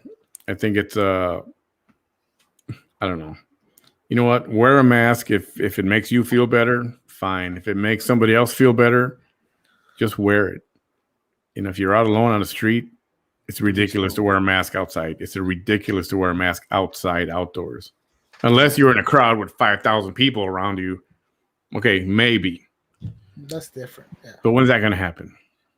It's not. we all hate wearing it. My friend and family all got their vaccine, and now they're all sick after a trip to HEB in Austin where nobody had masks on but them. Doesn't make sense. Maybe So, they I don't got sick know. of the vaccine. Maybe Miss Elizabeth can back me up on that one. It doesn't make sense. How do you figure? How do you make sense of that? What about the Democrats that got COVID when they tried to evade an important vote and left Texas? Yep, They really did. They got COVID, somebody was irresponsible. They were all irresponsible at that point. and they were all there happy, wearing taking a picture without their masks on. Field trip, just another field trip. Right? Yep. And I so don't understand why all schools are going back to normal, bro. Like that doesn't make sense. But it's a tricky game right now, and just getting even trickier. And it's going to get trickier. But just be responsible. Try and you don't want to wear a mask. Fine, just you don't have to be all over the place. And I don't try to hang out or anything. When I'm going to HEB or Walmart, I'm going in and leaving as quickly as I am able to. And just get in and out, do your thing. And if you want to wear your mask, be in your car or be at home. I had them. I want to put them back up there on Manny's merch. I had face masks that had my logo on there. I think I'm going to start advertising those again. Now, go ahead. If we're advertising face masks, is it better to say you guys should wear a face mask? Oh, 100%. 100%. Wear your face mask. In fact, I got them for sale right now on my store. Right. So that's what they're doing everywhere else, bro. Imagine these guys are, you'll make, $20 or something. These guys are making millions and millions and millions, bro. These guys were trying to hire me to work for them to sell PPE, proper, what is it called? Personal protective equipment. Yep. To sell the masks to different companies, to hospitals, to all this stuff. We're making tons of money, man. Last year we were broke, and this year we're making millions. So it's like, you see where it's headed, bro. It's a money game. Oh yeah, definitely. But not all masks. But you know what? That's capitalism, and capitalism is king, and that's what makes the world go around. So I'm going to put the logo on my masks, and I'm going to put them up for sale, and I'm going to advertise them. If you're wearing a mask, you might as well wear a good one. Yeah, you might as well wear a nice one. So I will put those up here shortly. Man, how much are the masks? I don't know. They're like $5 or $8 a piece. They're nice, very nice mask. Yeah, I'm looking through them right now, but I'll finish this when we're done. 5 to 8. Something like that. Let's just say $10. Let's see. We are working from home for the remainder of the year. Oh, who do you work for? Without getting into detail, I believe she works for the state of Texas university system. Well, that's good. That's got to feel good. I bet you feel better about that. Then Chuck says the Texas Democrats didn't get COVID. They drank Miller Lite and were hungover. Yeah, right. It's true, dude. I felt that one before, man. Hope Miller Lite isn't a sponsor. Good one, Chuck. Good one. They weren't sick. They were drunk. That's pretty funny. I mean, how many people from our viewers do wear a mask? I mean, if you guys do, or you're seeing this, if you're not seeing it live, just let us know. How many people are wearing a mask? Still wear your masks? Yeah, everybody, put your comment on there. Just say I do or I don't. Like a roll call, not for personal reasons. Let's just see how many, like total. Maybe we'll be able to do a sponsorship on masks, and let's figure it out. How many of you guys and gals wear masks? I might even do a mask giveaway. How's that? That's what I'm saying. Let's find out how many do, and if it's not 1 million of them, then maybe we can do something. Let's figure it out. Abel, anything else? Okay, here we go. Let's do some of these. Our first contestant, Miss Christina Macias. She does 1, too. Miss Melita, she does. Okay, I'm broke already. Just stop. Hey, Teresa. Hey, Is one of my favorite people right there. Only and when where required. Yes, I agree with that. Chuck Nelson, I always wear a mask. that's 300 percenters. So it's like 300 percenters and 150%, right? Yeah. As needed. And you know, I'm not afraid to say it. I won't wear a mask unless if somebody says you can't come in unless you wear a mask. I'm either gonna put it on and go in, or I'll go somewhere else that doesn't need a mask. I don't have to wear a mask. And I'll tell you, I went to IHOP a couple of weeks ago. This is after the state of Texas was open, right? You know how some restaurants were doing plexiglass in between the booth and the tables and all that stuff? They still had that up there, and it was horrible. It felt like it felt so confining, and to see all this plexiglass hanging everywhere, and then ketchup, salt and pepper, syrup, not on the table anymore. You want some of that? They bring you these little tiny packets and these little containers with syrup, and I'm like, come on, man. What's so hard about wiping down these things? Just put them on a table. You wipe it down just like everything else. And I'm just, you know, IHOP, Denny's already got beyond the plexiglass. They don't use it anymore, but IHOP still does. And it sucks because I like IHOP's pancakes, right? Damn. But so I'm not going to go to IHOP because I don't like the atmosphere. Don't like the atmosphere. Good night, Betty Rubble. Long day and I need my rest. Get a night of good rest. So bad for the environment. Oh, plexiglass? Yep. Or the mask. Both. I say plexiglass. What are they going to do with all that plexiglass? Now it's cut up to specific sizes. Now what are they going to do with it? I hope they can recycle it somehow, right? So we stayed at 3. That was 3 live 100%ers on masks.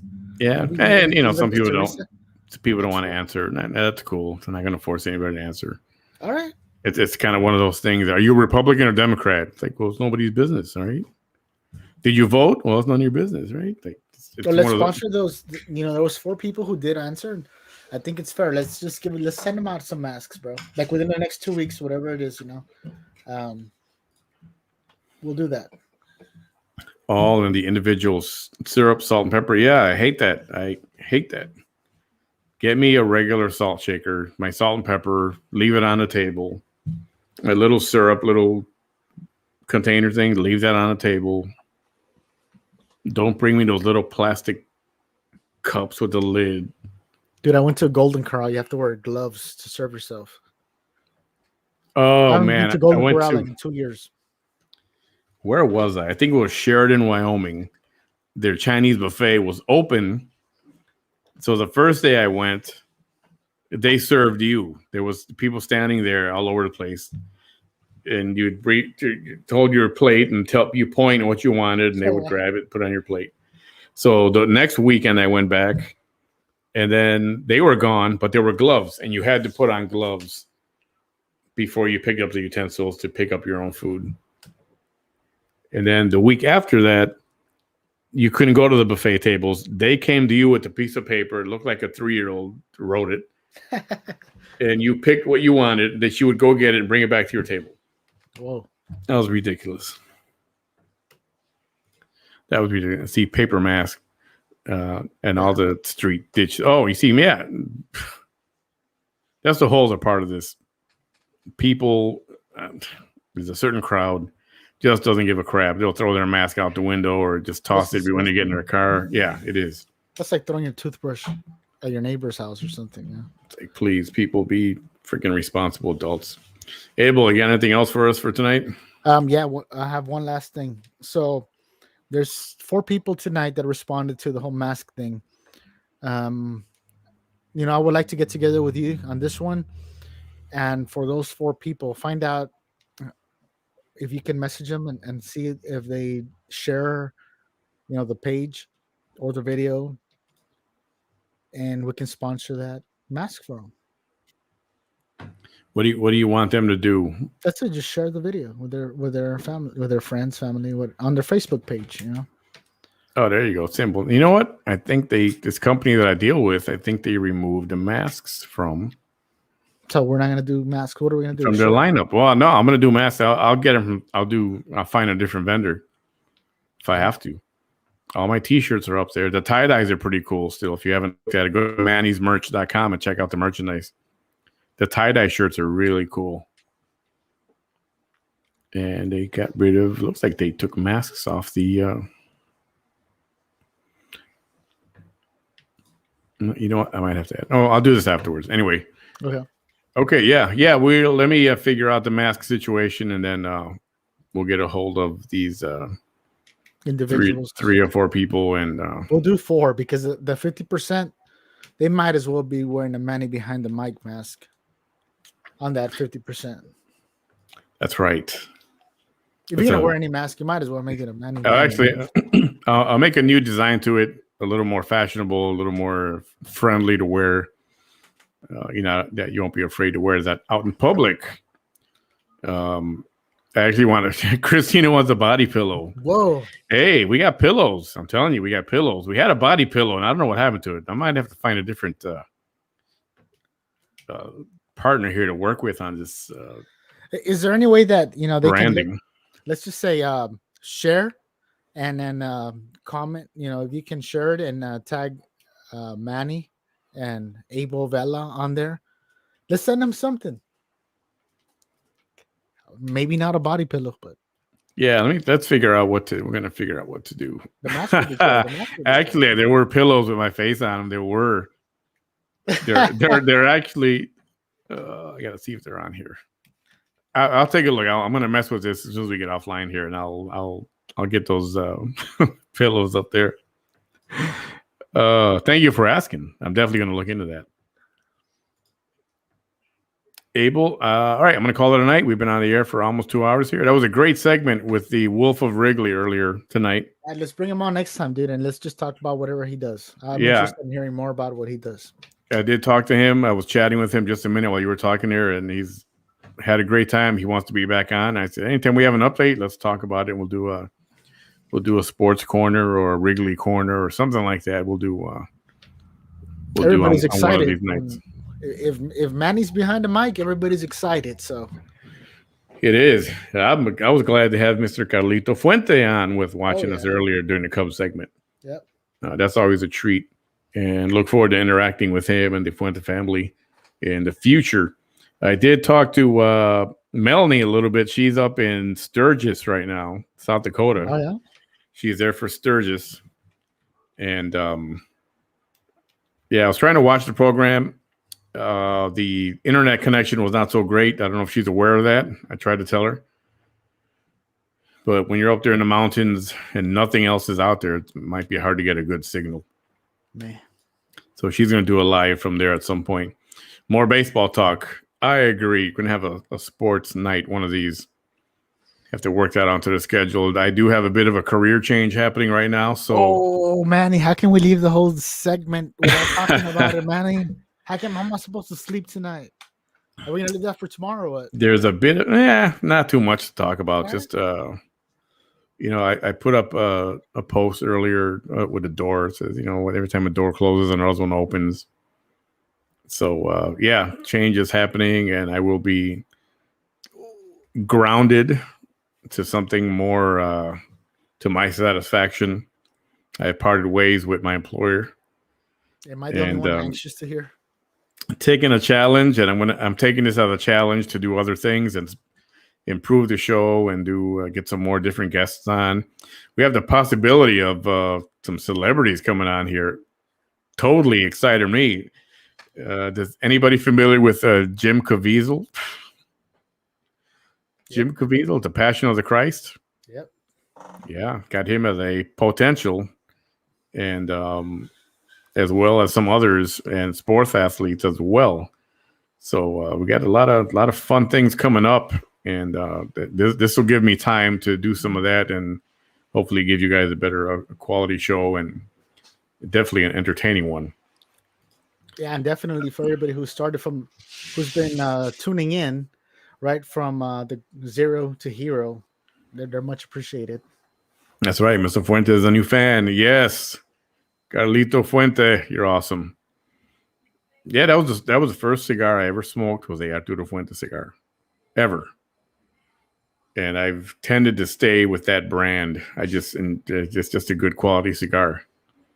I gotta have one. Mr. Fuentes, if you're watching, dude, no. Sometime in the next week, we'll go grab a couple of cigars and we'll go to the island and have a smoke.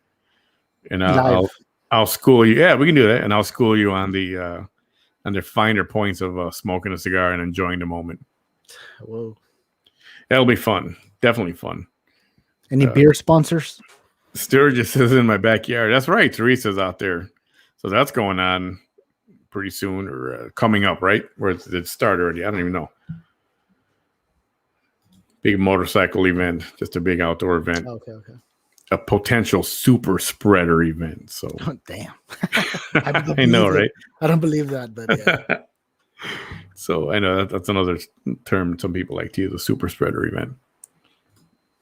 So yes, a lot of good things coming up. Thank you all for hanging out with us tonight, even in spite of the baseball talk. I know not everyone's a baseball fan, but if you're going to be a baseball fan, be a Cub fan.